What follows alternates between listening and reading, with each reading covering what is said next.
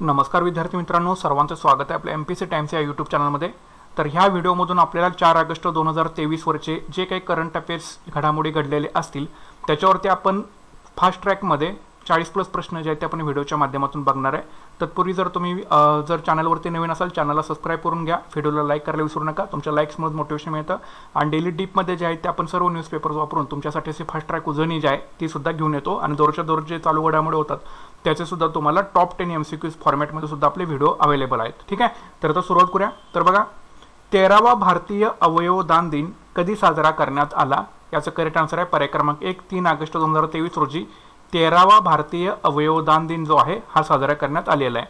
पुढचा प्रश्न बघा, 7वी हॉकी पुरुष आशियाई चॅम्पियन्स ट्रॉफी कोठे आयोजित करण्यात आली होती? 7वी हॉकी पुरुष आशियाई चॅम्पियनशिप ट्रॉफी कोठे आयोजित करण्यात आलेली होती? याचं करेक्ट आन्सर आहे पर्याय क्रमांक 2, चेन्नई येथे ही 7वी पुरुष हॉकी आशियाई चॅम्पियनशिप ट्रॉफी आयोजित करण्यात आलेली होती। पुढचा प्रश्न बघा, व्हाईस ॲडमिरल समीर सक्सेना यांनी डॅश डॅश नौदल कमांडचे चीफ ऑफ स्टाफ म्हणून पदभार स्वीकारलेला आहे। याचं करेक्ट आन्सर आहे पर्याय क्रमांक 2, पूर्व नौदल कमांडचे चीफ ऑफ स्टाफ म्हणून पदभार जो आहे हे व्हाईस ॲडमिरल समीर सक्सेना यांनी जो आहे तो स्वीकारलेला आहे। पुढचा प्रश्न बघा, देवारी गाव ग्रामीण पर्यटन केंद्र म्हणून विकसित केले जाणार आहे ते कोणत्या राज्यामध्ये आहे? देवारी गाव ग्रामीण पर्यटन केंद्र म्हणून विकसित केले जाणार आहे ते कुठल्या राज्यामध्ये? याचं करेक्ट आन्सर आहे पर्याय क्रमांक 1, उत्तर प्रदेश या राज्यामध्ये आहे। पुढचा प्रश्न बघा, अलीकडेच कोणत्या राज्यात मँग्रोव सेल स्थापन करण्याची घोषणा करण्यात आलेली आहे? अलीकडेच कोणत्या राज्यात मँग्रोव सेल स्थापन करण्याची घोषणा करण्यात आलेली आहे? याचं उत्तर आहे पर्याय क्रमांक 3, पश्चिम बंगाल। पुढचा प्रश्न बघा, अलीकडेच कोणाला आयर्लंड दौऱ्यासाठी भारतीय T20 संघाचा कर्णधार बनवण्यात आले आहे? याचं उत्तर आहे पर्याय क्रमांक 1, जसप्रीत बुमराह। अलीकडेच कोणाला आयर्लंड दौऱ्यासाठी भारतीय T20 संघाचा कर्णधार बनवण्यात आलेला आहे? जसप्रीत बुमराह यांना। पुढचा प्रश्न बघा, प्रश्न क्रमांक 7, जलेश्वर घाटू शिल्प याला GI टॅग मिळालं त्याचा संबंध कोणत्या राज्याशी आहे? या जलेश्वर घाटू शिल्पचा त्याचा संबंध आहे उत्तर प्रदेश या राज्याशी, तर पर्याय क्रमांक 4, उत्तर प्रदेश। पुढचा प्रश्न बघा, प्रश्न क्रमांक 8, उन्मेषा आणि उत्कर्ष महोत्सवाचं आयोजन कोठे करण्यात आलेलं होतं? याचं करेक्ट आन्सर आहे पर्याय क्रमांक 4, भोपाळ येथे हे उन्मेषा आणि उत्कर्ष महोत्सवाचं आयोजन जे आहे हे करण्यात आलेलं होतं। पुढचा प्रश्न आहे प्रश्न क्रमांक 9, कोणते राज्य सरकार वासिपू इयकम प्रोजेक्टचा विस्तार करणार आहे? याचं करेक्ट आन्सर आहे पर्याय क्रमांक 4, तामिळनाडू। तर तामिळनाडू राज्य सरकार वासिपू इयकम प्रोजेक्टचा विस्तार करणार आहे। पुढचा प्रश्न आहे प्रश्न क्रमांक 10, अमृत भारत स्टेशन योजनेअंतर्गत महाराष्ट्र राज्यात अलीकडेच किती रेल्वे स्थानके जी आहेत ती अपग्रेड केली जाणार आहेत? याचं करेक्ट उत्तर आहे पर्याय क्रमांक 1, 44 जी स्थानकं आहेत महाराष्ट्र राज्यातील हे अमृत भारत स्टेशन योजनेअंतर्गत अपग्रेड किंवा पुनर्विकास त्यांचा केला जाणार आहे। पुढचा प्रश्न आहे प्रश्न क्रमांक 11, कोणते राज्य सरकार सर्व महानगरपालिकांमध्ये पशुजन्म नियंत्रण केंद्रे स्थापन करणार आहे? याचं करेक्ट उत्तर आहे पर्याय क्रमांक 3, उत्तर प्रदेश। तर उत्तर प्रदेश जे राज्य आहे हे सर्व महानगरपालिकांमध्ये पशुजन्म नियंत्रण केंद्र स्थापन करणार आहे। पुढचा प्रश्न बघा, फॉर्च्यून ग्लोबल 500 कंपनी सूचीमध्ये कोणत्या कंपनीने पहिला क्रमांक जो आहे तो पटकवलेला आहे? तर याचा करेक्ट आन्सर आहे पर्याय क्रमांक 3, वॉलमार्ट ही सलग 10 वर्षापासून टॉप 1 नंबरच्या क्रमांकावरती आहे फॉर्च्यून ग्लोबल 500 कंपनीमध्ये। ठीक आहे, तर लक्षात ठेवा। पुढचा प्रश्न बघा, अर्थ ओव्हरशूट दिवस कधी साजरा करण्यात आला? अर्थ ओव्हरशूट दिवस कधी साजरा करण्यात आला? याचं करेक्ट आन्सर आहे पर्याय क्रमांक 2, 2 ऑगस्ट रोजी हा अर्थ ओव्हरशूट दिवस जो आहे हा साजरा करण्यात आलेला आहे। पुढचा प्रश्न बघा, प्रश्न क्रमांक 14, रेडिओ फ्रिक्वेन्सी सीकर ऑफ आकाशची निर्मिती कोणी केली? रेडिओ फ्रिक्वेन्सी सीकर ऑफ आकाशची निर्मिती कोणी केलेली आहे? याचं करेक्ट आन्सर आहे पर्याय क्रमांक 1, भारत डायनॅमिक्स लिमिटेडनं। पुढचा प्रश्न आहे प्रश्न क्रमांक 15, महाभारतकालीन मातीची भांडी ही कोणत्या राज्यात आढळून आली? महाभारतकालीन मातीची भांडी ही कोणत्या राज्यामध्ये आढळून आलेली आहेत? याचं करेक्ट आन्सर आहे पर्याय क्रमांक 1, हरियाणा राज्यामध्ये महाभारतकालीन मातीची भांडी जी आहेत ही आढळून आलेली आहेत। पुढचा प्रश्न आहे प्रश्न क्रमांक 16, सा नावाचे कला प्रदर्शन कोठे आयोजित करण्यात आलेले होते? सा नावाचे कला प्रदर्शन कोठे आयोजित करण्यात आलेलं होतं? याचं करेक्ट आन्सर आहे पर्याय क्रमांक 4, लेह या ठिकाणी आशियातील सर्वात उंच भूमीवर हे सा नावाचं कला प्रदर्शन जे आहे ते आयोजित करण्यात आलेलं होतं। पुढचा प्रश्न आहे, भारतीय अंगदान दिवस कधी साजरा केला जातो? भारतीय अंगदान दिवस कधी साजरा केला जातो? याचं करेक्ट आन्सर आहे पर्याय क्रमांक 3, 3 ऑगस्ट रोजी हा भारतीय अंगदान दिवस जो आहे तो साजरा केला जातो। पुढचा प्रश्न आहे, ऑइल इंडियाला कोणत्या श्रेणीमध्ये श्रेणी सुधारित केलं? ऑइल इंडियाला कोणत्या श्रेणीमध्ये श्रेणी सुधारित केलं? याचं करेक्ट आन्सर आहे पर्याय क्रमांक 3, महारत्न या श्रेणीमध्ये ह्या ऑइल इंडियाला श्रेणी सुधारित केलेला आहे। पुढचा प्रश्न आहे, ONGC विदेशला कोणत्या श्रेणीमध्ये श्रेणी सुधारित केलं? ONGC विदेशला कोणत्या श्रेणीमध्ये श्रेणी सुधारित जे आहे ते केलेलं आहे? याचं करेक्ट आन्सर आहे पर्याय क्रमांक 3 नवरत्न या श्रेणीमध्ये ओएनजीसी विदेशला श्रेणी सुधारित जे आहे ते केलेलं आहे. पुढचा प्रश्न आहे सरकार आणि सरकारी उपक्रमांच्या दीर्घकालीन करार विवादांचे निराकरण करण्यासाठी कोणती योजना सुरू करण्यात आली? सरकार आणि सरकारी उपक्रमांच्या दीर्घकालीन करार विवादांचे निराकरण करण्यासाठी कोणती योजना सुरू करण्यात आलेली आहे? याचं करेक्ट आन्सर आहे पर्याय क्रमांक 2 विवाद से विश्वास 2.0. विवाद से विश्वास 2.0 ही योजना जी आहे ती सरकार आणि सरकारी उपक्रमांच्या दीर्घकालीन करार विवादांचे निराकरण करण्यासाठी सुरू करण्यात आलेली आहे. पुढचा प्रश्न आहे राजमार्ग यात्रा हे मोबाईल ॲप कोणी लॉन्च केलेलं आहे? राजमार्ग यात्रा हे मोबाईल ॲप कोणी लॉन्च केलेलं आहे? याचं करेक्ट आन्सर आहे पर्याय क्रमांक 1 भारतीय राष्ट्रीय महामार्ग प्राधिकरण यांनी राजमार्ग यात्रा हे मोबाईल ॲप जे आहे ते लॉन्च केलेलं आहे. पुढचा प्रश्न आहे भारतामध्ये वैद्यकीय उपचार घेणाऱ्या परदेशी नागरिकांसाठी भारत सरकारने डॅश डॅश विजा श्रेणी सुरू केलेली आहे. याचं करेक्ट आन्सर आहे पर्याय क्रमांक 1 आयुष्य विजा नावाची विजा श्रेणी ही भारतामध्ये वैद्यकीय उपचार घेणाऱ्या परदेशी नागरिकांसाठी भारत सरकारनं सुरू केलेला आहे आयुष विजा. पुढचा प्रश्न आहे प्रश्न क्रमांक 23 ग्रामीण समुदायांच्या राहणीमानात सुधारणा करणे आणि प्रदेशात आर्थिक वाढ करण्यासाठी नाबार्डने कोणत्या राज्याला 1974 कोटी रुपयांचं कर्ज दिलेलं आहे? याचे करेक्ट आन्सर आहे पर्याय क्रमांक 2 राजस्थान. ग्रामीण समुदायांच्या राहणीमानात सुधारणा करणे आणि प्रदेशात आर्थिक वाढ करण्यासाठी नाबार्डने कुठल्या राज्याला 1974 कोटी कर्ज दिलं? राजस्थानला. पुढचा प्रश्न बघा प्रश्न क्रमांक 24 भारताच्या सेवा क्षेत्राशी संबंधित S&P global India services purchasing manager index च्या डॅश डॅशच्या विक्रमी उच्च पातळीवरती वाढला. याचं करेक्ट आन्सर आहे पर्याय क्रमांक 1 62.3 च्या उच्च पातळीवरती सेवा क्षेत्र जे आहे ते वाढलेलं आहे ग्लोबल इंडिया सर्व्हिसेसचा पर्चेसिंग मॅनेजर्स इंडेक्स नुसार PMI नुसार. ठीक आहे 62.3. पुढचा प्रश्न आहे उशिरा परदेशातील गुंतवणुकीचा अहवाल दिल्याबद्दल रिझर्व्ह बँकेने किती प्रमुख भारतीय PSUंना म्हणजे सार्वजनिक बँकांना दंड ठोठावलेला आहे? उशिरा परदेशातील गुंतवणुकीचा अहवाल दिल्याबद्दल रिझर्व्ह बँकेने किती प्रमुख भारतीय PSUला दंड ठोठावलेला आहे? याचं करेक्ट आन्सर आहे पर्याय क्रमांक 3 एकूण 4 PSUंना जे आहे ते दंड ठोठावलेला आहे. तर रिझर्व्ह बँकेनं ONGC विदेश limited, Indian oil corporation limited, गेल इंडिया लिमिटेड आणि ऑइल इंडिया लिमिटेड या 4 प्रमुख सार्वजनिक क्षेत्रातील उपक्रमावरती 2000 कोटी विलंब शुल्क जे आहे ते आकारलेलं आहे. विलंबित अहवालामुळे रिझर्व्ह बँकेला प्रतिबंधात्मक उपाययोजना करण्यास प्रवृत्त केलेला आहे ज्यामुळे विसंगतीचे निराकरण होईपर्यंत पुढील रेमिटन्स आणि हस्तांतरणावरती परिणाम होतो. तर हे असं उशिरा परदेशातील गुंतवणुकीचा अहवाल दिल्याबद्दल रिझर्व्ह बँकेनं एकूण 4 भारतीय PSUंना म्हणजे सार्वजनिक क्षेत्रातील उपक्रम जे राबवतात ONGC विदेश limited, Indian oil corporation limited, गेल इंडिया लिमिटेड आणि ऑइल इंडिया लिमिटेड यांच्यावरती 2000 कोटी विलंब शुल्क जे आहे ते आकारलेलं आहे. लक्षात ठेवा.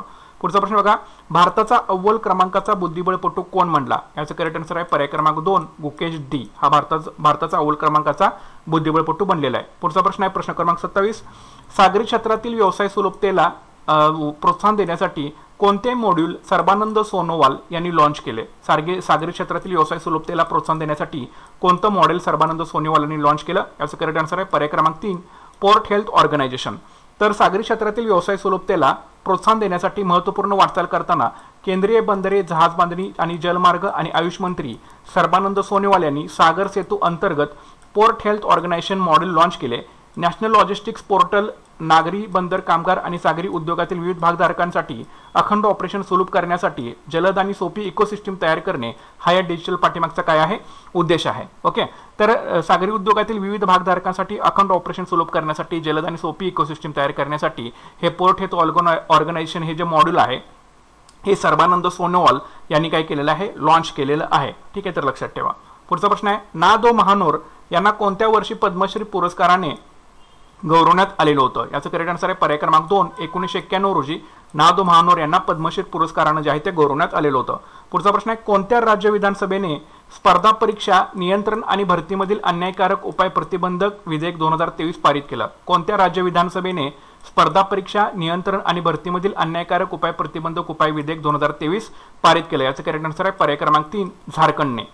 पुढचा प्रश्न बघा याचं विश्लेषण बघा थोडं कारण स्पर्धा परीक्षा रिलेटेड आहे. तर 3 ऑगस्ट 2023 रोजी झारखंड विधानसभेने झारखंड स्पर्धा परीक्षा नियंत्रण आणि भरतीमधील अन्यायकारक उपाय प्रतिबंधक उपाय विधेयक 2023 पारित केलं ज्यामध्ये स्पर्धा परीक्षांमध्ये फसवणूक रोखण्यासाठी कठोर तरतुदी आहेत. परीक्षांची अखंडता राखणं आणि विविध भरती प्रक्रियेसाठी एक निष्पक्ष आणि पारदर्शक निवड प्रक्रिया सुनिश्चित करणं हे या विधेयकाचं काय आहे उद्दिष्ट आहे. तर लक्षात ठेवा. पुढचा प्रश्न आहे प्रश्न क्रमांक 30 ऑफशोअर क्षेत्र खनिज विकास आणि नियमन दुरुस्ती विधेयक 2023 नुसार परवान्याशिवाय कोणतीही खाणकाम करणे ज्यासाठी या कायद्याअंतर्गत किती शिक्षा करण्यात आलेली आहे? ऑफशोअर क्षेत्र खनिज विकास आणि नियमन दुरुस्ती विधेयक 2023 नुसार परवान्याशिवाय कोणतीही खाणकाम करणे ज्यासाठी या कायद्याअंतर्गत किती शिक्षा करण्यात आलेली आहे? याचा करेक्ट आन्सर आहे पर्याय क्रमांक 4, 5 लाख ते 10 लाख रुपये. ओके, पुढचा प्रश्न बघा. Press and registration of periodically PRP विधेयक 2023 हे सध्या सुरू असलेल्या कोणत्या विधेयकाऐवजी येणार आहे? तर ते येणार आहे press and registration of books PRB कायदा 1867 च्या ऐवजी ते येणार आहे. ओके, तर प्रेस अँड रजिस्ट्रेशन ऑफ पिरियोडिकल विधेयक 2023 हे भारतातील माध्यम नियमन क्षेत्रामध्ये महत्त्वपूर्ण विकासाची भूमिका जे ते बजावणार आहे.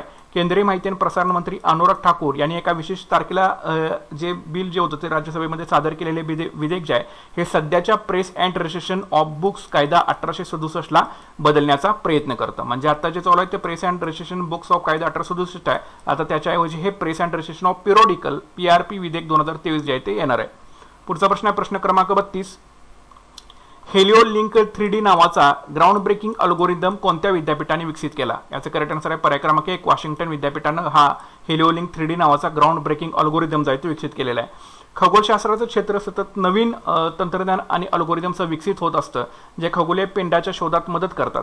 अलीकडेच वॉशिंग्टन विद्यापीठातील संशोधकाच्या टीमनं हेलिओलिंक 3D नावाचा ग्राउंड ब्रेकिंग अल्गोरिदम विकसित केला आणि त्याच्या पहिल्या चाचणीत त्या अल्गोरिदमने 2022 SF-289 नावाचा संभाव्यपणे धोकादायक लघुग्रह जो आहे तो यशस्वीरित्या ओळखला. ठीक आहे, लक्षात ठेवा SF-289 2022 SF-289 नावाचा जो संभाव्यपणे एक लघुग्रह आहे हा यशस्वीपणे या हेलिओलिंक 3D नावाच्या ग्राउंड ब्रेकिंग अल्गोरिदमनं ओळखलेला आहे आणि हा कोणी विकसित केलेला आहे? वॉशिंग्टन विद्यापीठाने विकसित केलेला आहे. पुढचा प्रश्न बघा. Le pull over rouge the red sweater ही कादंबरी कोणी लिहिली आहे? Le pull over rouge the red sweater ही कादंबरी कोणी लिहिली आहे? तर ही लिहिली आहे गिल्स पेरॉल्ट यांनी ही कादंबरी लिहिलेली आहे. तर त्यांचं मूळ नाव होतं जॅक पेरॉल्ट्स आणि त्यांचं टोपण नाव आहे गिल्स पेरॉल्ट. तर एक फ्रेंच लेखक होते, त्यांचं आता वयाच्या 92व्या वर्षी जे आहे ते निधन झालेलं आहे. Le pull over rouge the red sweater कादंबरी कोणी लिहिली? गिल्स पेरॉल्टने लिहिलेली आहे. ठीक आहे, पुढचा प्रश्न बघा. प्रश्न क्रमांक 34. आराश डोरा गॅस फील्डवर कोणत्या देशाने दावा सांगितलेला आहे? आराश डोरा गॅस फील्डवर कोणत्या देशाने दावा जो आहे तो सांगितलेला आहे? तर याचा आन्सर आहे वरीलपैकी सर्व, म्हणजे सौदी अरेबिया, कुवेत आणि इराण या देशांनी या आराश डोरा गॅस फील्डवरती त्यांचा दावा सांगितलेला आहे. पुढचा प्रश्न प्रश्न क्रमांक 35. हिमालयन गिधाडांच्या बंदिवान प्रजननाची पहिली घटना कोणत्या राज्यात नोंदवण्यात आली?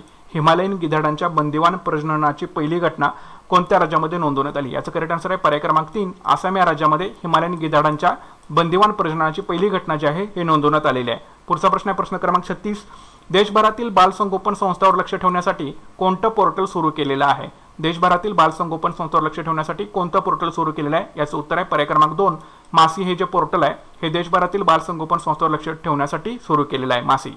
पुढचा प्रश्न आहे प्रश्न क्रमांक 37.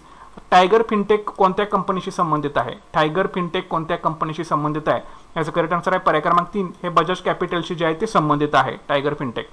पुढचा प्रश्न आहे निवृत्ती जाहीर केलेले मनोज तिवारी हे कोणत्या खेळाशी संबंधित आहेत? निवृत्ती जाहीर केलेले मनोज तिवारी हे कोणत्या खेळाशी संबंधित आहेत? तर ते क्रिकेट या खेळाशी संबंधित आहेत. पुढचा प्रश्न आहे road safety in India navigating through nuances. Road safety in India navigating through nuances या अहवालानुसार भारतात दरवर्षी किती दक्ष लोकांचा मृत्यू होतो असं सांगण्यात आलेलं आहे? तर याच्यामध्ये दरवर्षी 1.5 दक्ष लोकांचा जो आहे तो रस्ते अपघातामध्ये मृत्यू होतो असं या road safety in India navigating through nuances या अहवालामध्ये सांगितलेलं आहे.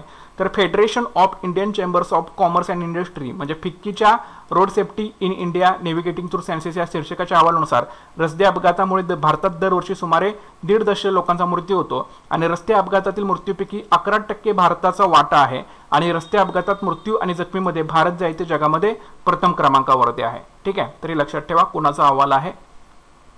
त्याच्या पुढचा प्रश्न बघा प्रश्न क्रमांक 40.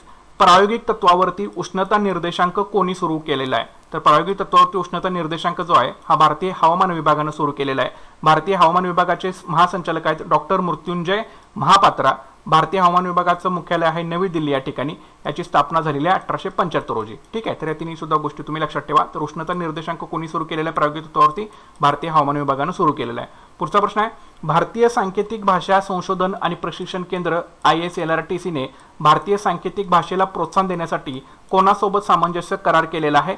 तर हा जो करार केलेला आहे तो NIOS national institute of schooling, ठीक आहे, national institute of open schooling यांच्यासोबत जो आहे तो ISLRTC म्हणजे भारतीय सांकेतिक भाषा संशोधन प्रशिक्षण केंद्र यांनी करार केलेला आहे।